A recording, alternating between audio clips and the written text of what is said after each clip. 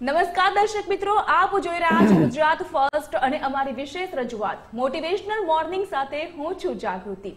ઈશ્વરે સર્જેલું સુંદર ક્રિએશન છો તમે અને આ સર્જન એટલે કે તમારી પાસે તમને મળેલી જિંદગીને જિંદાદિલીથી જીવવાની ચાવી પણ છે। પરંતુ જ્યારે આપણી આશા અપેક્ષા વધી જાય છે અને ત્યાં જ આપણે ક્યાંક કોઈક ના કોઈક રીતે આપણે પોતે જ પોતાનું અહિત કરતા હોઈએ છીએ।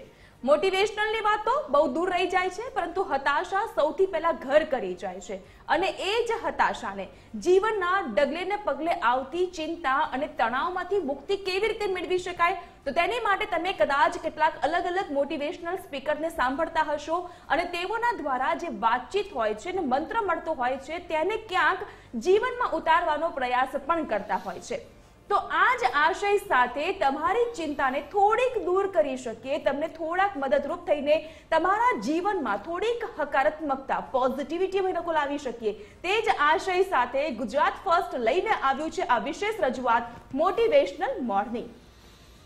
જે પોતાની વાકછટાથી પ્રખ્યાત છે, જેણે પોતે જ પોતાનું એક અદ્ભુત રચના કરી છે, જેને આધ્યાત્મિકતાની સાથોસાથ સ્કિલ વિકસાવી શકાય તે માટે શાળા કોલેજનું સર્જન કર્યું છે અને એ વ્યક્તિએ આજ સુધીમાં અનેક એવા સેમિનાર્સ કર્યા છે અને પોતાના સેમિનાર વાત થકી તમને પ્રેરણા આપવાનું કામ પણ કર્યું છે।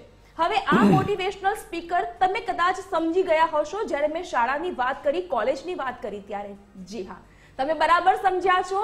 આ મોટિવેશનલ સ્પીકર બીજું કોઈ નહીં, તે છે સંજય રાવલ। એટલે કે આજે આપણે તેઓના મુખેથી કરીશું વાતચીત, જાણીશું સફળતાના કેટલાક મંત્ર અને કેવી રીતે ફેલ્યોર, નેગેટિવિટી, નકારાત્મકતાની, ઇનસિક્યોરિટીની જે ફિલિંગ ઘર કરી ગઈ હોય છે તેને દૂર કરવાનો મંત્ર। સંજયભાઈ, સ્વાગત આપનું ગુજરાત ફર્સ્ટમાં। ખૂબ ખૂબ આભાર આપનો। કેમ છો? બસ એકદમ મજામાં।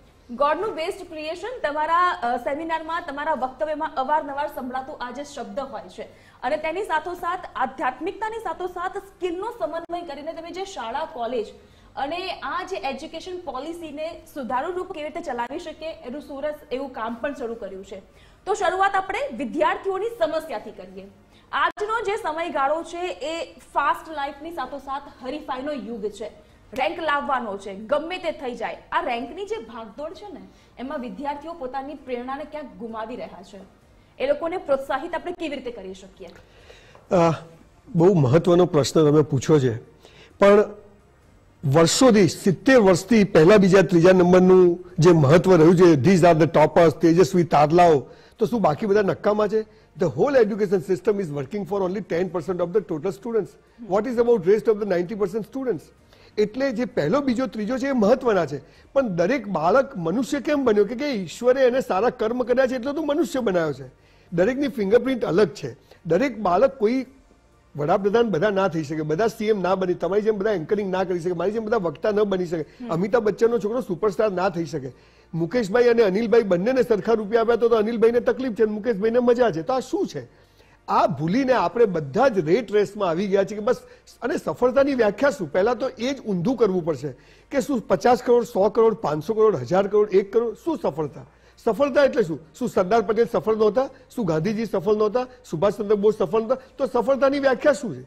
એટલે પહેલા બાળકોને એ સમજાવવું પડશે અને પછી કે દરેકની ફિંગરપ્રિન્ટ અલગ છે, દરેક અલગ કામ કરવા માટે આ પૃથ્વી પર આવ્યો છે, તો એના પ્રમાણે એને ચાલશે। પણ આપણી સ્કૂલોમાં માત્ર 5 વિષયો ભણાવવામાં આવતા હતા, 15 લાખ વિદ્યાર્થીઓ 5 વિષયની પરીક્ષાઓ આપતા હતા, એટલે આખું 70 વર્ષથી આ બધું ચાલતું હતું। પણ મને બહુ જ ખુશી છે કે આખી નવી એજ્યુકેશન પોલિસી માનનીય વડાપ્રધાન શ્રી નરેન્દ્રભાઈ મોદી લાવ્યા છે અને એની અંદર સ્કિલ બેઝ એજ્યુકેશન। આપણી સ્કૂલોમાં પહેલા 64 કલાઓ બેન શીખવવામાં આવતી હતી, દરેક બાળક એ 64 ક્ષેત્રમાં જઈ શકતો હતો, એને બદલે આ બધું જે ચાલ્યું। પણ એનીવે હવે એ ક્યારે પોલિસી ઇમ્પ્લિમેન્ટ થશે મને ખબર નથી, પણ મેં એની શરૂઆત કરી છે। આપણે કદાચ શરૂઆતમાં કે મેં શાળા કોલેજો બનાવી, હજુ બનાવી નથી, પણ મેં એક સ્કિલ સેન્ટર શરૂ કર્યું છે અને 650 એકરમાં એવા સ્કિલ ઇન્સ્ટિટ્યૂટ્સ બનાવી રહ્યો છે કે જ્યાં બાળકને 250 ઓપ્શન મળે અને 250 વસ્તુઓ એની સ્કિલ ચલાવે।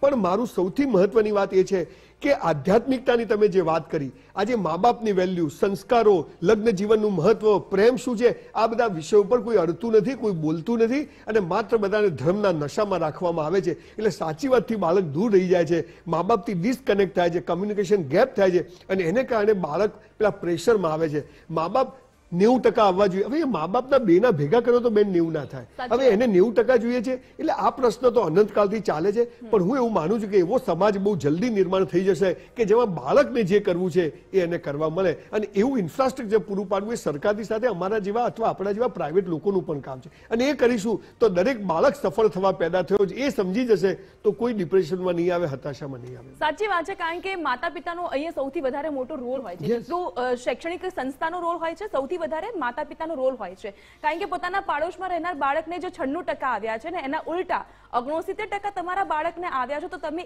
એને અપ્રિશિએટ નથી કરતા, પરંતુ 96% જે બાળકને આવ્યા છે તમે એને અપ્રિશિએટ કરીને તમે તમારા બાળકને નીચું દેખાડો છો. આ જે નીચું દેખાડવાની ભાવના છે ને ક્યાંક ને ક્યાંક બાળકના એ જે માનસિકતા ઉપર અસર કરી જાય છે. એક માસૂમ બાળક છે કે જેને તમે પહેલાથી જ એટલે કે 3જું 4થું ધોરણ આવે ત્યારથી તમે ભાર વિનાના ભણતરની વચ્ચે ભાર આપી દો છો.